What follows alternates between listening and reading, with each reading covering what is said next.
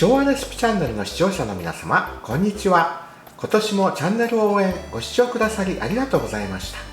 2021年は年末の総括振り返り動画を作りませんでしたので、今年は2021年と22年をまとめて振り返っていきたいと思います。この2年間は特にそれ以前に作った動画の短縮版を中心に動画公開していましたので、新作レシピは少ないです。しかしその中から特に人気だったものや私が実際に食べて美味しかったものを振り返りましょう。まず2021年に公開した動画から。再生数だけでなくコメントなど反応が良く人気だった動画はこの7品です。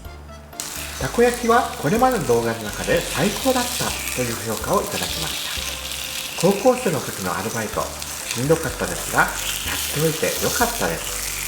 チャーシュー丼、これは短縮版がバズりました。冒頭での豚肩ロースを縛る映像が受けたのではないかと思います。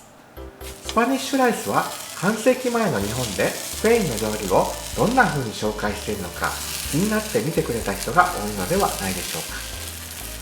ピザトーストも簡単にできるということで人気でした。春巻きも人気料理ですが、皮も手作りの昔のレシピですから、これはまた現代版を取り直したいですね。フェイジョアーダ、これはデミグラスソースに次ぐ安定して再生数が伸びているロングラン動画です。ブラジルを代表する豆料理として日本でも有名、それを本場ブラジル人のアンドレアおばさんが紹介しています。ホワイトシチュー、これはポピュラーで世界中で愛されている料理ですね。市販の量を使わずにバターと小麦粉から作ってみましょう。日本を代表する人気料理7品。巻き寿司も日本を代表する人気料理ですし、韓国でもキンパプとして世界中で広く食べられています。おにぎり、アニメにもよく登場することで海外でも人気ですね。餃子、焼き餃子は日本式食べ方、皮も具もラー油も全部手作りしました。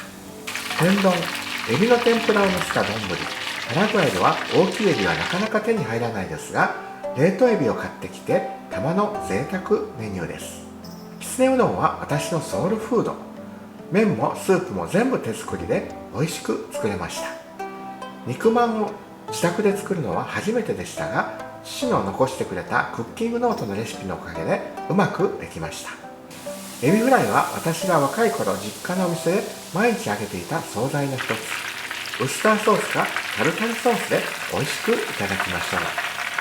では次に私が食べて実際に美味しく何度もリピートして作っている7品料理をご紹介しましょう。バンバンジー、これは我が家の定番料理で特に暑くて食欲がない日にはさっぱりと食べられますね。ごまだれが健康的でとても美味しいです。トンテキ、四日市名物です。これは簡単に作れてとても美味しい料理です。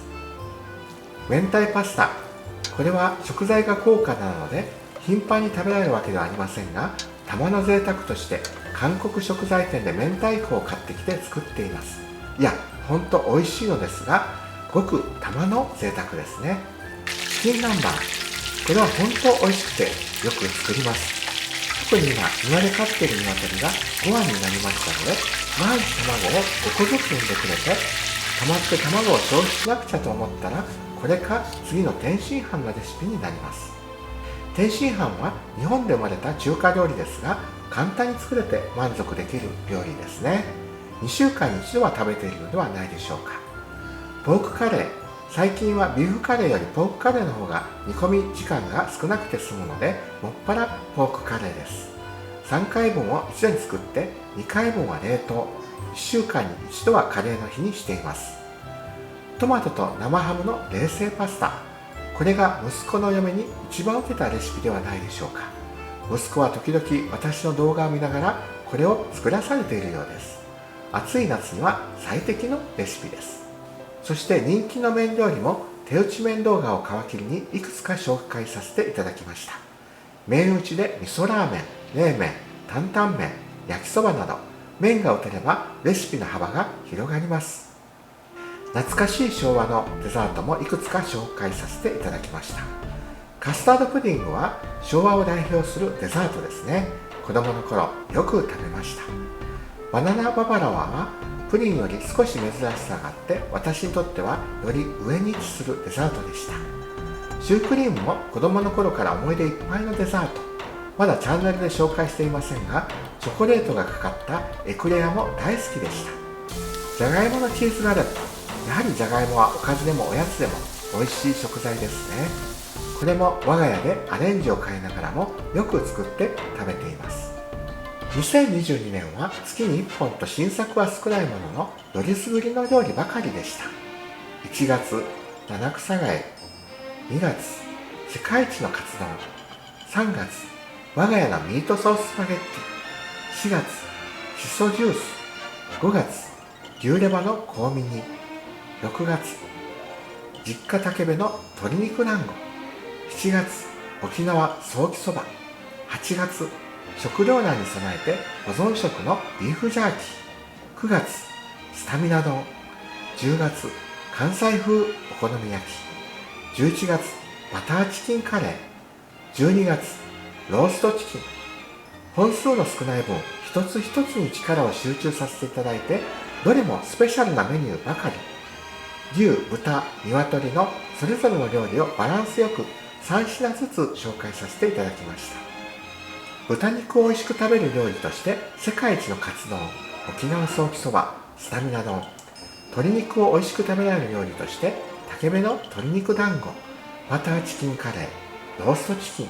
牛肉ではミートソーススパゲッティ、牛レバの香味煮、自家製ビーフジャーキー。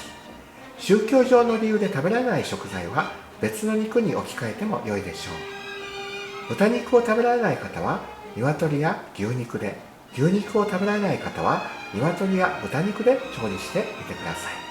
ベジタリアンの方は大豆でお肉を作って食べてもらえるんですね。昭和レシピチャンネルは多国語言語字幕付きで世界中に発信しているので、様々な国の方が視聴してくださっています。時には食文化が合わないというのもあるかもしれません。ご自身に合った作り方に変えてお試しください。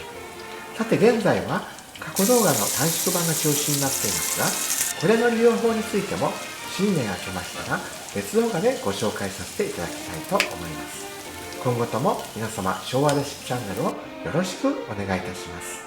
チャンネル登録と評価、コメントいただけると嬉しいです。では、良い年をお迎えください。